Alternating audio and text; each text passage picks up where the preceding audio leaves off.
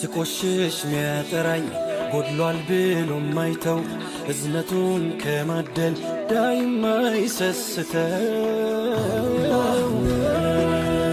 ጌታዬ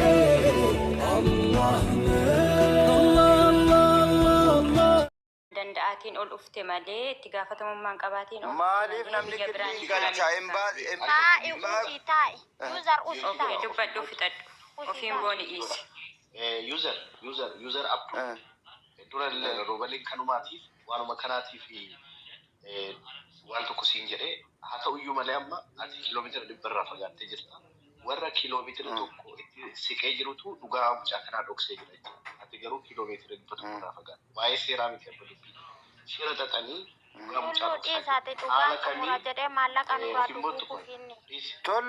Tollo an wantin isinitti waanlee baay'ee miti waan xiqqoo isinitti meen bu'a malee an cigichige yookaan waan haasaa dheeressuudhaaf illee hin dhufne. Ani waan itti fufi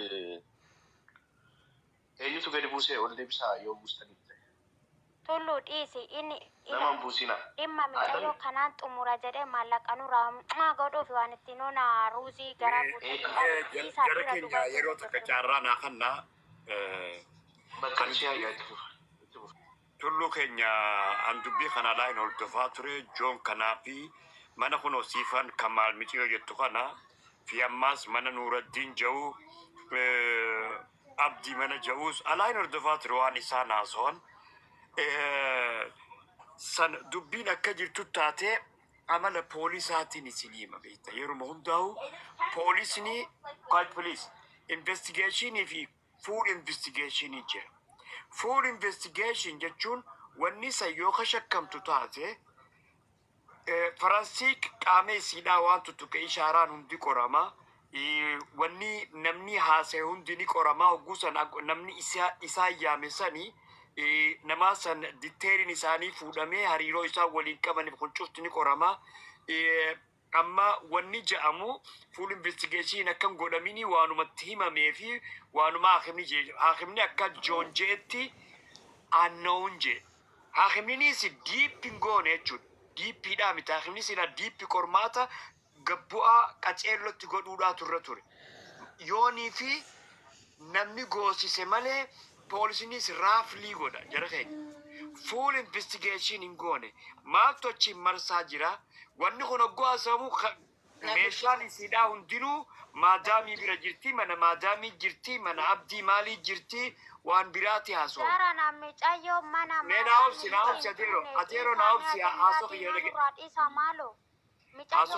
haasoo kiyyaa fita dhoobsi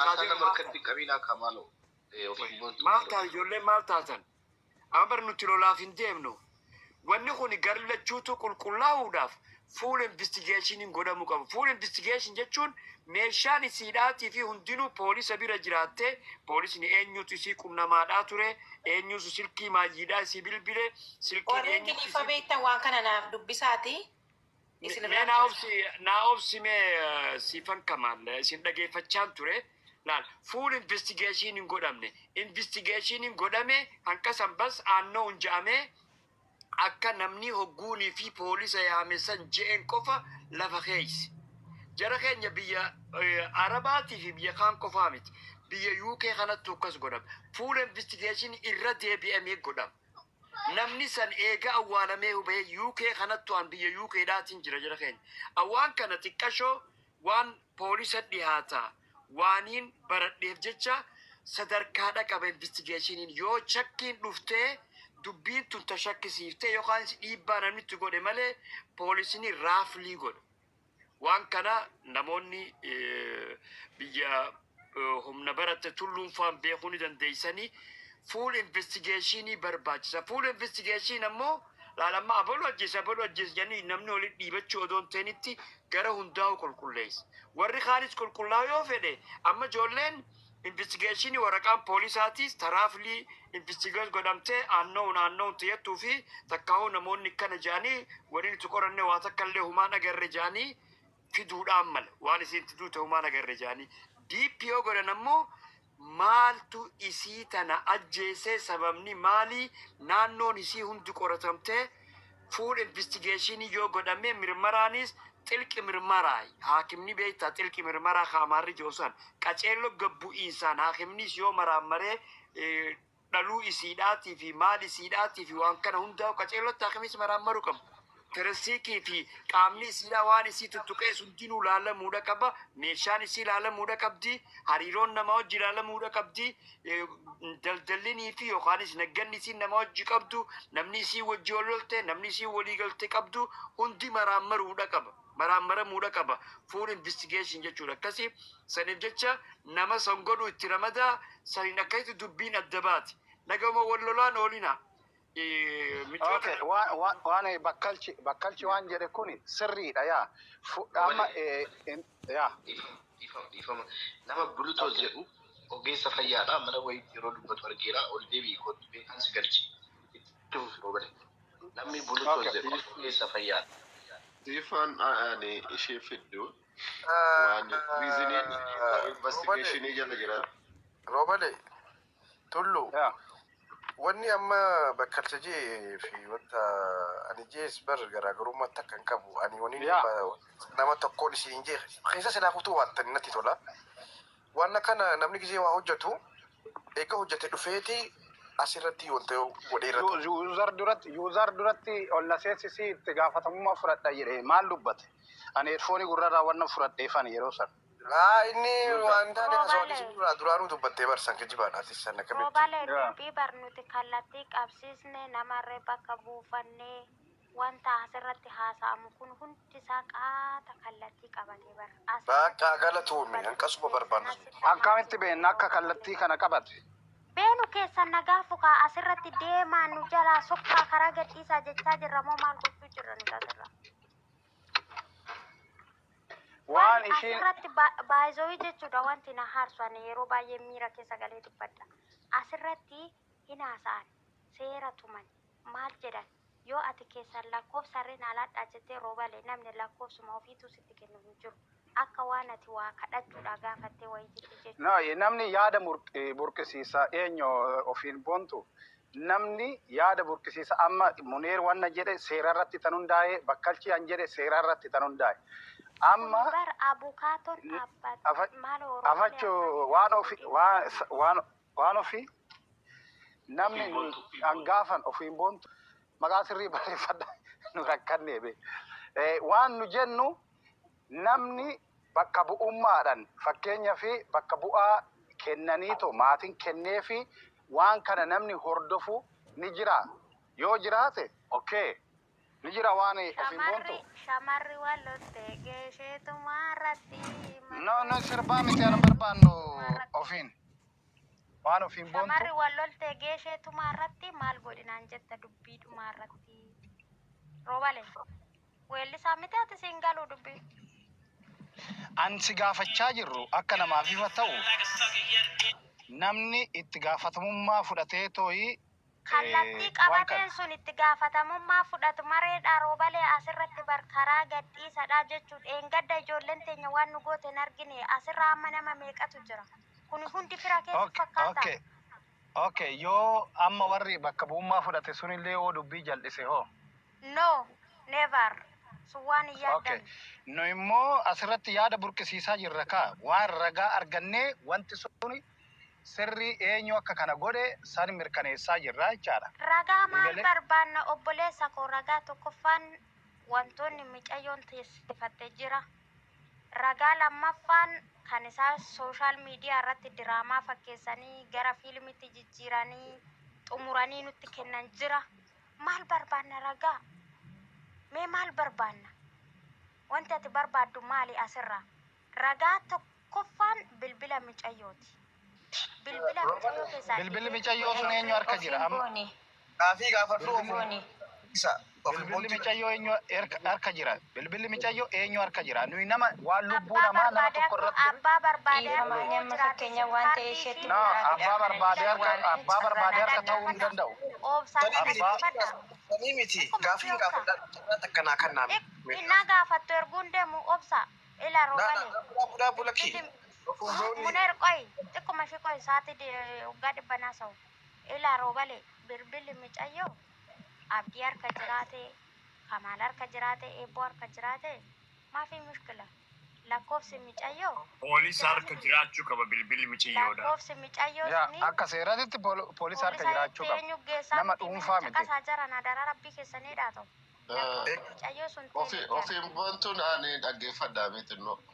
lakkoofsi micayyoo sun teelegala lakkoofsi sun gaafa teeletti galee simkaard eenyu harka jiraadha bilbilli teeletti galu yaa rabbi poolisiitu san bilbilli qorata lakkoofsi micayyoo nu harka jira maali jara na seeran beektammoo maan dubbii nama martan aga maal gochuu dandeessu sin aga maal gochuu xumuraddetti dandeessu na dhaggeeffadhu hoggaan xumuradde gaafi na gaafadhu rooba maal gochuu dandeessu nama dhuunfaa harka jiraate maal gochuu dandeessu ooyi na dhaggeeffadhu Maaltu jira seete ofiin boontuudhaan dhaggeeffadhu maaltu si namni bilbilillee dhabamullee bilbilillee gatame yoo siimillee bade teeleerraa siimiin suni lakkoofsi suni gallaani poolisiinis haa ta'u dhimmi ilaallatu siimii sanaan qofa lakkoofsa waan walii dabarsan sana adda baafatanii as baasuu danda'u. Qo'aanitti himana fudhachiisa please.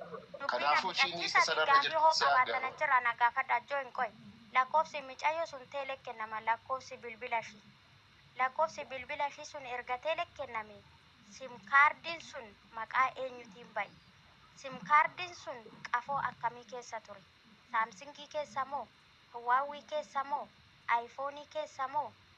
Aayifoonii yoo keessa yoo ture jiraate aayifooniin inni keessa ture sun kan akkamiiti? Dijiitinsaa wanta hunda baasa. Inni sun erga ba'ee booda qafoon suni eenyu harka akka jiru ofumaa isaatiif achirraa in argama. Inni kun immoo biyya keenya Itoophiyaa iyyeetti sana keessa iyyuu hin jira wanti akkanaa kun biyya guddatte kana keessaa miti.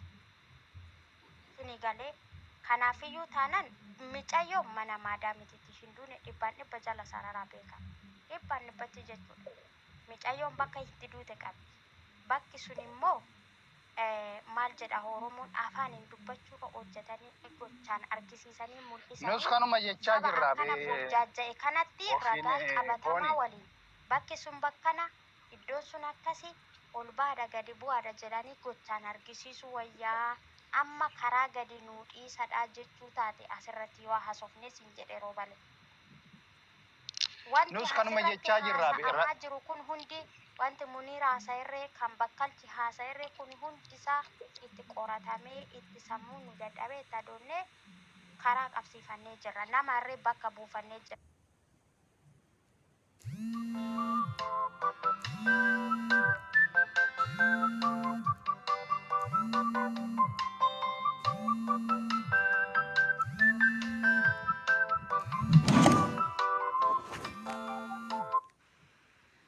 Si erga jira dheengadda gaafa mana siifanitti haasoftan. Injiru haa kun amma seeneetiin laala injiru haa bilbilee. Kooloo walirraa qabdan malee si biraan ga'u. Boontu anaaf Israa'el bilbila. Yaa. Warra dhimma kana jabeessitanii qabdanii walii ergaa walii jaaraa wal qabaadha. Kooloo wanta gootaa barri request keessa seenta yoo fuudhuun qabaanne sira kooppa buusanii. Laale mee dhaggeeffadha waliif haa obsinu. Ofiin booda wanni roobalee jechuudha. Kacarraa kennamee maal taatanii? Yaada biraa burqisiisu akka wanta xumurroo yaada kanarraa. Ofiin boontu wanni roobaleen siin jee keessaa ati wanni sirrii jirtu yaadni keenyaati waa hundan dubbatanii kararraa informeeshina meesanii waan jettee fi naaf kana. Garuu atuma tanaa'u warra dhiiga dho'isu san ta'uun ooltuu yaada yoo shakkii qabna.